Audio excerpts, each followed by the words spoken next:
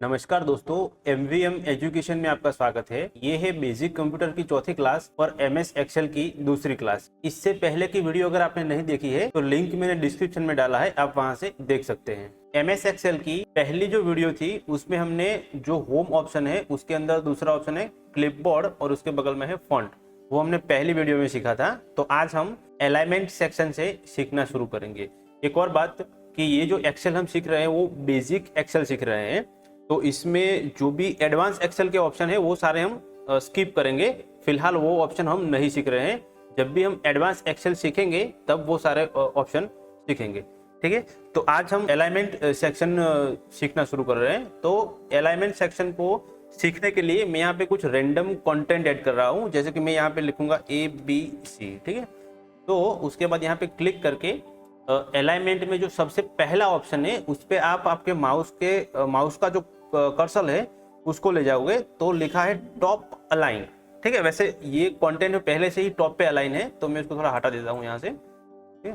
तो जैसे यहाँ पे है तो आप पहला ऑप्शन जो है वो क्लिक करेंगे तो आपका जो कंटेंट है वो टॉप पे अलाइन हो जाएगा, ठीक है। उसके बगल में जो ऑप्शन है उसमें लिखा है मिडल अलाइन। अगर आपके कंटेंट को मिडल में अलाइन करना है, जैसे कि ये कर रहा हूं, तो मिडल में जो आपकी एक्सेल का सेल है उसके मिडल में अलाइन हो जाएगा।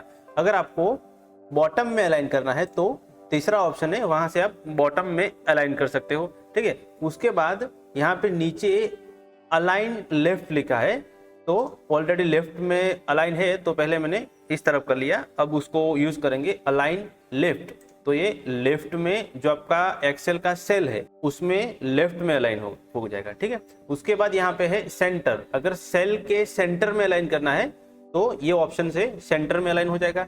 इसके बाद यहाँ पे है अलाइन राइट, तो ये राइट में अलाइन हो जाएगा, ठीक है। इसके बाद यहाँ पे ऊपर जो ऑप्शन दिया गया है उसको बोलते हैं ओरिएंटेशन, ठीक है। ओरिएंटेशन क्यों यूज होता है कि यहाँ पे आपने जो, जैसे मैंने कंटेंट लिखा है ABC, उसको मुझे अलग अलग स्टाइल में टेक्स्ट को चेंज करना है।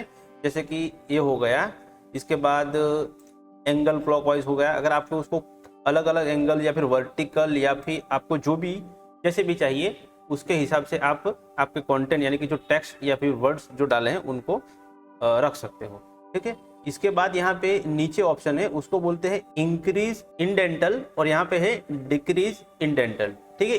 इंक्रीज इंडेंटल से क्या होता है कि जो आपने कॉन्टेक्स्ट लिखा है उसको ऐसे आप यूं बोले कि खिसका सकते हो या फिर आगे पीछे कर सकते हो, ठीक है। जैसे कि मैं यहाँ पे आपको दिख रहा है, ठीक। इसके बाद यहाँ पे वर्ब टेक्स्ट लिखा है, तो वर्ब टेक्स्ट से क्या होता है, जैसे कि मुझे किसी भी सेल में, ये सेल है उसमें ज्यादा कुछ लिखना है तो मैं ये सबसे पहले इसको क्या करूंगा, वर्ब टेक्स्ट सिलेक्ट कर लूंगा और यहाँ पे कुछ भी लिखूंगा। जैसे कि मुझे कुछ बड़ी लाइन लिखना है, जैसे मैं यहाँ पे लिखूंगा आई एम राजवीर सिंह, ठीक है। तो यहाँ क्या है, जो भी मैंने लिखा है उन सारे वर्ड्स को ये डिवाइड करके जैसे कि हमें दिखे उसके हिसाब से दिखा रहा है।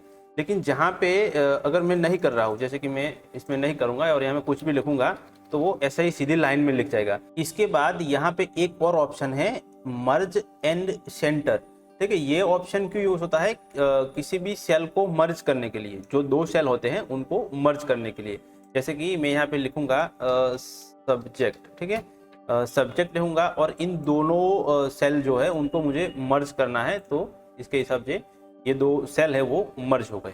इसके बाद यहाँ पे ऑप्शन दिया गया है नंबर और उसके बगल में है स्टाइल में ये कंडीशनल फॉर्मेटिंग और फॉर्मेटिंग एज ए टेबल।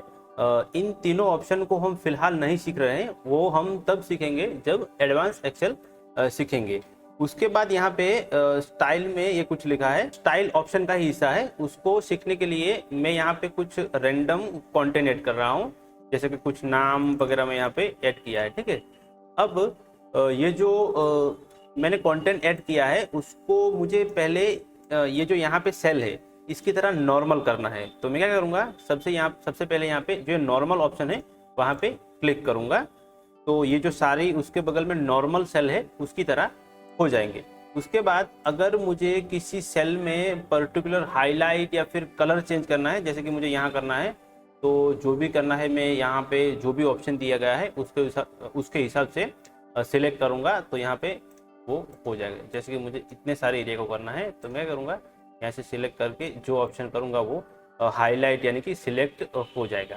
ठीक है, उसके बाद यहाँ पे ऑप्शन दिया गया है सेल, और सेल ऑप्शन में सबसे पहला है इंसर्ट सेल। ठीक है, तो जहाँ पे हमने ये क्लिक माउस का क्लिक किया हुआ है उसको बोलते हैं एक्टिव सेल्स। तो जब भी हम ये अप्लाई करेंगे तो वो कहाँ पे होगा, एक्टिव सेल पे अप्लाई होगा। ठीक है, तो अगर मुझे सेल को इंसर्ट करना है, जैसे मुझे यहाँ पे कुछ और सेल इंसर्ट करना है, तो सबसे पहला जो ऑप्शन है वहां पे मैं क्लिक करूंगा तो फिर मुझे एक और ऑप्शन दिखाई देगा जहाँ पे लिखा है कि शिफ्ट सेल राइट, मतलब कि यहाँ पे जो एक्टिव सेल है उसके राइट में दूसरा सेल जो है वो ऐड हो जाएगा, जैसे कि यहाँ पे ऐड हो गया। उसके बाद दूसरा ऑप्शन है, जैसे कि यहाँ पे फिर से करते हैं शिफ्ट सेल डाउन, यानी कि जो एक्टिव सेल है उसके डाउन में सेल एंटर होगा। उसके बाद जो भी ऑप्शन है उसके हिसाब से आप जहां भी सेल ऐड करना है वो सेल ऐड कर सकते हो। इसके बाद यहाँ पे ऑप्शन है इंसर्ट शीट रो।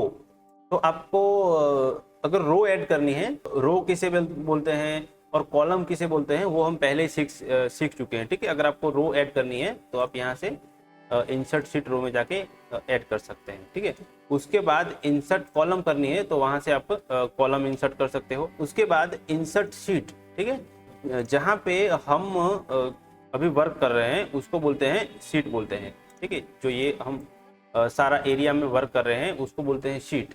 अगर ऐसे ही आपको दूसरी शीट बनानी है यानी कि दूसरी शीट ओपन करनी है तो आप यहाँ से इंसर्ट शीट कर सकते हैं। अगर आपको वहां से नहीं करना है तो यहाँ पे सीट के नीचे एकदम ऑप्शन दिया गया है प्लस का, आप वहां से भी कर सकते हैं। ठीक है, फिलहाल मैं इन दोनों डिलीट कर रहा हूँ।